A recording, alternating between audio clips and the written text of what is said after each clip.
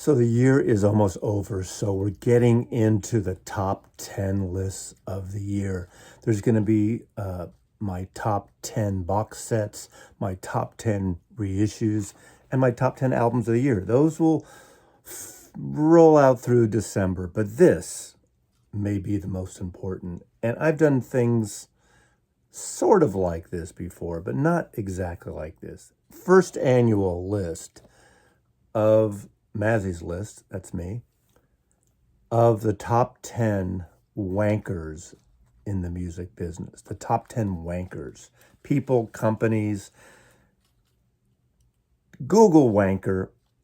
I know some of the Brits who are watching me regularly just feel it's a little off to hear an American use the term wanker. Could use tosser, but tosser doesn't work. Tosser's like just toss it away. I know what tosser means, and you're a tosser, but wanker, I mean, wanker on so many levels. There's like sub levels of wankerism, and just the word, like, go wank, go wank. So I have the list here of the top 10 wankers in the music business for 2022. I'm going to go through them from 10 to 1. Now, there's different levels of wankerism, but okay, that's enough. Enough of the preamble. Let's get into the meat of this. So, coming in at number 10. Now, it breaks my heart to include this gentleman because he's my all-time favorite solo artist of all time. And number 10 is Bob Dylan. I'm going to throw in T-Bone Burnett. Initially, it was Bob Dylan and T-Bone Burnett because they did this special groundbreaking ionic, let's see here, it's the New Fidelity Inc. Ionic original disc where they did this one-off record, one-time special version of Bob Dylan. What did he sing? Blow in the Wind? No. Don't Think Twice, That's All Right? No. Times Are Changing? Whatever he sang. It almost doesn't matter. There's one copy. It's like an NFT. NFT deserves a wank on its own. It's basically like a glorified GIF, if that they sell and invest, and it's almost like Bitcoin, and we know where that is right now. But they made this one-off record, and it sold at Christie's for like $1.7 million or something. And they presented it at a listening party, and they used like some cheap-ass cartridge and turntable to play this special edition of this vinyl that I think was even converted from a digital file, so they didn't even use the original one. Now, wanker all the way. This whole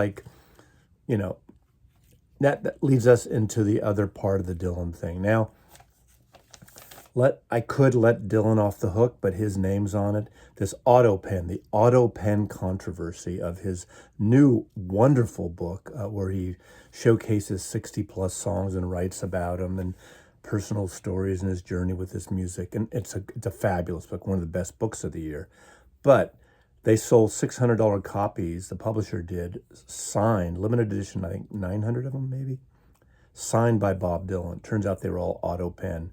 Dylan did, within a few days, put out an apology saying between this arthritis the last few years and the pandemic, he hasn't been able to do it.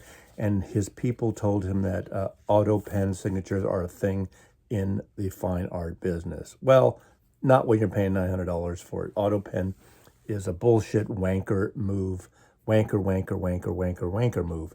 So everyone's getting refunded. So there's a certain mea culpa there. Let's see here. Okay. The other thing, and this is a personal journey here. I did pre-order the Time Out of Mind 10 LP set, which I'm so excited about. That comes out in January. So I get in the mail a package like this. Actually, I got 4 packages like this. Okay, all individually wrapped, plastic and plastic and plastic. And I get this poncho with the Dylan logo on the back, Bob Dylan logo. Okay, let's talk about the environment for a second. I believe in climate change, not like the phonies, the wankers out there that think it's all a fallacy.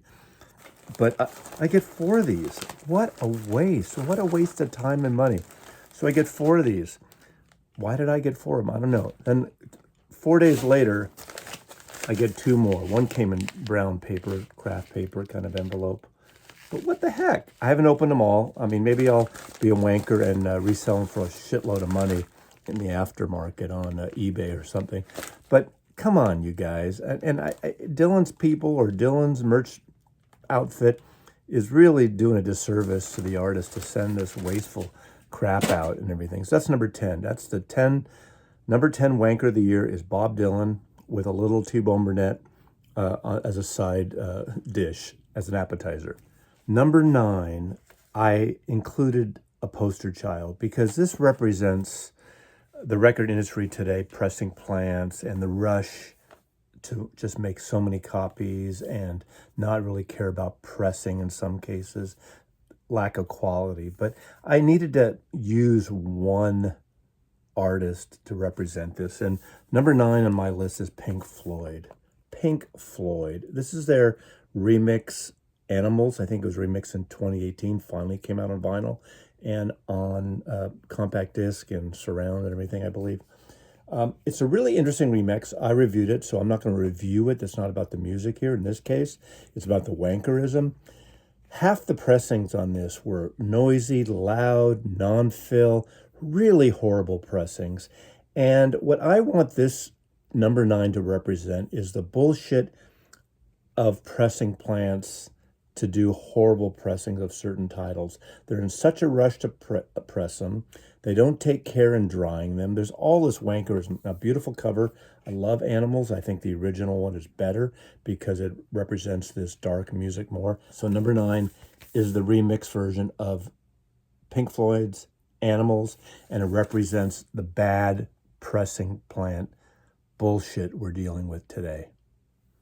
Number 8th wanker of the year. Now, he made my first wanker list before, and so this is a repeat wanker this time, and that's Van Morrison. Now, this record came out several years ago, but I just thought the roll with the punches, this cover art represents the great wankerism of Van Morrison. Now, he put out an album out where he rants. Now, he rants like I'm ranting here. So rant by Van Morrison. He rants about computer-created modern music. He rants about divorce proceedings, that he's a targeted individual, that his concerts were ruined by lockdowns, that the pandemic is just like all the white man being oppressed. Give me a break, Van Morrison here. I mean, wankerism to the hilt, but he's only number 8 here. I think he was higher last time, along with another musician of the era, of the day, that did some wankerism when it comes to lockdowns and things. There's a friggin' pandemic. People were dying. I know right now people are protesting against lockdowns in China, which is over obsessive. It's not the same thing at all, but give me a break. Poor Van Morrison. Be creative. A lot of musicians were less fortunate than Van Morrison lost out on touring and everything else. So wankerism, this is, you just want to, in fact, I think this is the perfect album to show the book that has all my wankers in it for this year. So Van Morrison, I like Van Morrison, and I didn't buy that last album where he rants about every friggin' thing. Van Morrison is number 8 on this wanker list. Coming in at number 7, the 7th top wanker of the year is the Prince estate, and Prince's sister in particular, apparently, who gave this really ridiculous response when asked about this. Now, this is a great comp. This is Prince taking back his songs that he gave away to other artists, his version of it. And there's a song on here, really good version, Nothing Compares to You. That was a huge, massive hit. In fact, the biggest hit for Sinead O'Connor way back in 1989, I think, 1989. What a great song. She made it hers. Now, Prince is great, funky artist. He wrote it for someone else. She does it, becomes huge. What a great album and great song. It's emotional. Just, she nailed it. There's a documentary that came out, one of the best music documentaries of the year, and that is Nothing Compares to You, this documentary on Sinead O'Connor. The producers wanted to use that iconic song, and the Prince estate said no. Obviously, they're getting back because Sinead O'Connor accused Prince of some chasing her around, some harassment, some things. She felt threatened. Not defending Prince, not, she had her issues, definitely, some mental issues and things. But come on, let's get beyond that. It's a great song. If it wasn't for this version of the song, not many people would know this song. Maybe Prince would have done it. We don't know. Obviously, he did it, a demo of it, did a guide vocal, and the rest is history. Great version. Now it's on the hits. She wanted to release it on the hits, saying it's the better version because the reissue of the hits just came out recently, and wouldn't let the producers use it in that movie. Producers actually worked around it, did a really fabulous job not using it, but it was a little, the omission was noted. And in fact, at the very end of the movie, they said that the producers weren't allowed to use the song "Nothing Compares to You" because of the Prince estate. That's all it said.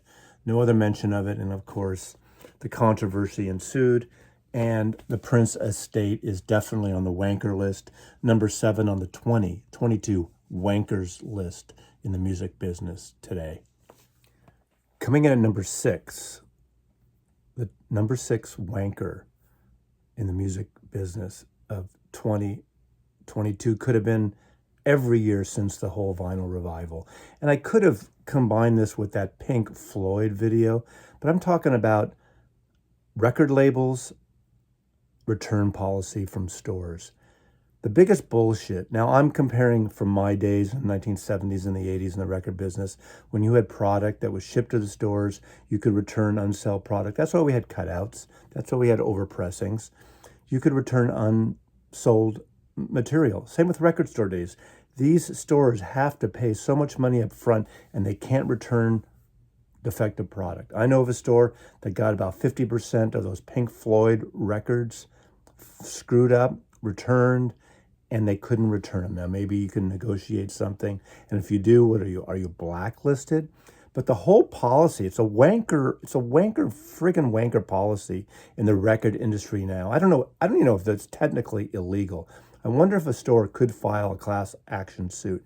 If you create a product that's defective, I would think the manufacturer should be responsible for it. Now, I don't work in the record industry anymore. I don't know all the details, but I know if you want product, you have to play the game a little bit. And it is a friggin' game. It's outrageous. It's my number 6 is the policy of returning defective records, that a retail store cannot return defective records. It's pure bullshit.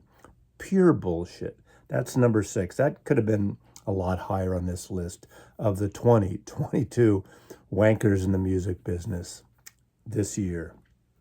Coming in number 5, the 5th top wanker in the music business is a company. This is a company, but it pulls in some artists and some management companies and things too. Nobody is necessarily guilty-free here, but the big bad company in this case is Ticketron. Now, this has been a case for a long time. When they merged with Live Nation, Ticketron is essentially, they're a friggin' monopoly. That's the only way you can get your tickets. Now, we could pull in Bruce Springsteen. There's that whole debacle of this ticket policy where the pricing algorithm changes and you could be sitting next to someone who's paying $500 more than your seat. And it's such a big scam. When Ticketmaster hooked up and merged with Live Nation some years ago, that should have been made illegal. This is a really monopoly. And give me a fucking break. Now, let's let Taylor Swift off the hook here. Now, she got embroiled in this whole thing. Obviously, goes back many years with Pearl Jam, when Pearl Jam actually stood up and fought Ticketmaster. Ticketmaster is such a shit show. Now, give me a break. Let me ask you this. I think there is a convenience charge, another $10 or whatever it is, for you to print your tickets at home, to use your friggin' ink, to use your friggin' computer. Ticketmaster is the biggest bullshit rip-off company. This should be almost number 1 here, but you'll see when we get up a little higher for my reasons for not having this at number 1. Ticketmaster, basically fuck you, Ticketmaster. And you've ruined the enjoyment of concert going. And it's such like every little subcharge and ticket fees per ticket. Really, a per ticket charge? You buy like a set of 5 tickets or 4 tickets, one charge. Okay, all these extra add-on fees is bullshit and bullshit. So screw you, Ticketmaster. Bruce Springsteen now. You know, a little disingenuous. John Landau, the manager of Bruce Springsteen, the tickets and the debacle. I don't know. I don't know. I'm not letting Bruce totally off the hook either on this one. Pearl Jam, yeah, no. And I admire Taylor Swift standing up, and we'll see what happens there with that. That's more to follow in the next year. See if they make their way again. And I think there should be, you know, they should dive in and break this company apart. So that's number 5, Ticketmaster, the big bad ticket company ruining concert experience for you, me, and everyone else out there, even the artists. Coming in at number 4. This one I beat a dead horse about for a long time. This one is basically just, I could just say one word or 2 words actually, preposition and a word, the box, the box. Now, this happens to be a really good record, a really good pressing, fantastic Bob Marley, UHQR, Acoustic Sounds, Analog Productions. I've said this box, what a waste. Look at that. Most of this shit is promo material. $125 for this. Steely Dan, $150. First of all, the price of records, I understand why things cost more. Materials higher, licensing fees in some cases are higher, pressing plant backup, the cost, the labor cost, just all the stuff that goes into a record. I'm well aware of all the design fees, photo licensing, manufacturing, collating, everything else, but you don't need this. You don't need this. And this is a wanker thing, if I ever said one. Number 4, $125, $150 for any record is really kind of obscene. Now, of course, people want premium. Some people want premium. This ain't premium. This looks like a friggin' law library record, release, box set. Not even design. Oh, it's classic. It's from the 1950s. Well, that's a 1970s record. Get in with today. Don't get in with what happened yesterday. Now, when you put multiple records in a box, I get it. Those of you who are going to say, Mazzy, you're being disingenuous. You're not being consistent. I'm definitely not consistent a lot of the times. But records in a box is a whole different thing. Yeah, gnomes in an Uber box, big box, crate, over the top collector's item. I get that. I take my responsibility of that. Is that crazy? Yes, absolutely. But that's not one record in a box that you can fit 2 or 3 other records in. So that's coming in at number 4. The boxes for one record, over the top. I'll blame MoFi too with their one steps. Piece of shit. Wankerism, wankery in the music business. The wankery has been in the music business forever, since the music business began, very much like the film industry and the banking industry. It's not exclusive to the record industry at all, but remember, this is for entertainment purposes only, and it's for the enjoyment of myself, actually, and some of you who enjoy my over-the-top wankerism in music, because it's a great word. It's a wonderful word. The third wanker from the top in 2022 is someone that has been in wanker-y, is that how we say it? Has been a wanker for decades, literally. Artist I adore. I still buy his albums. I still like his records. But coming in number 3 is Morrissey, of course, from the Smiths, the great group, the Smiths from the 1980s, one of my favorite bands of the 1980s. Morrissey, he's done so many wankery things. He continues to do wankery things, from, not performing because they're cooking hot dogs. He's a vegetarian. Okay, he's a vegan. I get that. I respect that. McCartney's that too.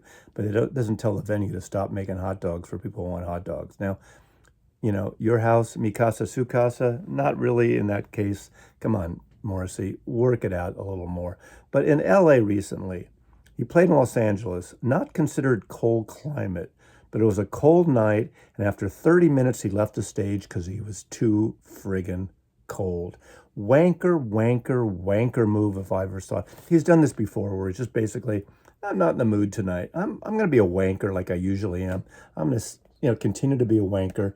And number 3, that's why, he could be like he might get a permanent seat at the Mazzy's wanker table because him and Van Morrison keep coming on this list every year. Some people drop off. There are always new additions. And I don't, play favorites. I don't just put, liberals or conservative artists or conservative companies or liberal artists. If you're a wanker, you're a wanker. You're a wanker all around. It doesn't really matter your political persuasion. So Morrissey, wanker number 3. Number 2, we're getting up there. We're getting up there. The number 2 wanker of the year in the music industry. Mobile Fidelity. Mobile Fidelity. Now, I need to go into this a little bit. Mobile Fidelity, we discovered this year that a lot of their records in the last dozen years or so, maybe even longer in some cases, have a DSD digital step. Now, some will say, oh, you might as well just buy the CD. Now, it's a difference. So they actually get, in many cases, the master tapes, or he goes, in Sony's case, they have to go there and they take their mobile device and they do a high res, like a 4-time res scan. They work on what they want to do in the audio, mumble jumble stuff. And then they cut back to analog. So it's not your normal just cutting from CDs. It's a whole different thing. And I think since Krieg Wunderlich has been their analog vinyl mastering engineer for the last decade plus, I think their stuff is, for the most part, has been really good, sounds really good. There are exceptions. There are things that just don't make it. But they lied to us. Disingenuous at the very least. Lying at the most increasing. Now, I would say, having said that, their Dylan albums and their Miles Davis albums, with 1 or 2 exceptions, are far superior than the original versions, by far. My opinion, my channel, but they're still wankers. And they haven't come out and really discussed this and been transparent about it. The guy, Jim Davis, I think he's probably the wanker in chief who doesn't come out and he's hid this thing. And even the way they've handled this has been the worst friggin' thing in the world. Do I still buy MoFis? Occasionally, yes. Now, I am not a fan and I don't buy the one-steps. I don't buy the $125, $150 single, again, records in a box one-step. I didn't buy Thriller. I haven't bought these Eagles. I don't buy the Van Halen or Van Helsing or Van Johnson records that they put out in the big one-step process. I think those are a waste. Super vinyl. I should have put super vinyl and special vinyl and all this kind of clarity vinyl bullshit. I think that's also wankerism, but I didn't include that here. That's every company has their own version of that creamy, style colored super vinyl. That's clarity vinyl. But very disingenuous. Now, this sounds really good. This is a double 45 of love, but the Rhino all analog sounds better. Now, is it because it's all analog? Now, having said that, I go back and forth in this, and I pissed some friends off of mine who took this MoFi thing really hard, and they were just devastated, and to this day, they're, oh my God, I'll never buy it MoFi again. I'm gonna get rid of them. I'm gonna castrate everything they put out, and I'm just gonna ignore them from now on. But I think it's a little wanker disingenuous also. This is a little side note here. This is like wanker to be maybe, or not to be, because, I loved these records 6 months ago, and now because I know they're digital, I don't. I think that's a wankerism right there. Oh, I heard something that was a little off. Well, that was a mastering choice. Most cases, you didn't hear friggin' digital artifacts. I think that's total wankerism at its fullest. But I'm not going to give MoFi a pass, although ultimately I like the sound of most of the records. Some don't work at all, and some are brilliant. They do some, like the Grateful Dead, from all analog, so there are exceptions. I think they're rolling out finally too slow the actual sources, the steps on their website. So they need to come clean better. They need to get rid of those friggin' one-step boxes, get rid of that, and just do that sweet spot. Again, Dylan, this is fantastic. Miles in the Sky, and this is actually really good. 45 is the improvement here. But this whole thing about MoFi, there's wankerism. Now we're up to number one, the top wanker of 2022, top wanker in the music business of 2022. Now, this has been kind of fun, entertaining, one man's point of view, and all the people and companies I mentioned, I was very serious about. Now, you could have different opinions and takes on it, and that's fine. But to me, the number one wanker is the most dangerous of them all, because a lot of fans of this person take him very, very seriously, and that is Kanye West. Ye. The nickname Ye. He's made the worst anti-Semitic comments in this last year. He says he's going to go DEFCON 3 on the Jewish people, that he's being persecuted by liberals and the Jewish elite, the Jews. He wanted to name his album after Adolf Hitler. Now, let's go back in the last couple of weeks. There's a gentleman, I'll just call him Florida Man, who happens to be running for president, had a dinner with Ye and Fuentes, a well-known Holocaust denier, anti-Jewish, just a horrible, horrible person. These three people together are really dangerous. And Ye has millions of followers who listen to him, who trust him, who believe him. And when he says these kind of things, words do matter. Now, we went through this 70 years ago, 80 years ago now, in Nazi Germany. And people are saying, oh, it's not the same Mazzy. This isn't the same. He's just some crazy musician saying these things. But words matter. It starts like this, that people start following, start believing, and start repeating this crap. And, doing these wanking rankings is kind of a fun thing until you get to this type of situation, until you get a person like Ye. And this is where I get a little more serious about things. It's great to have fun, and wanker is a fun term. And although all those other ones I mentioned, some are more serious than others, this one is a dangerous. And again, if you think otherwise, you don't know world history, and you don't know a history of anti-Semitism and racial, comments like that, and what happened here in America too during the Civil Rights Movement and in the South in the 1950s, 60s, well, for like hundreds of years, actually. So number one is Kanye West. I might throw in Florida Man. Has he ever made a record? I know he's an entertainer of some sort, self-declared entertainer. So maybe he should be included. But this is really about the music industry.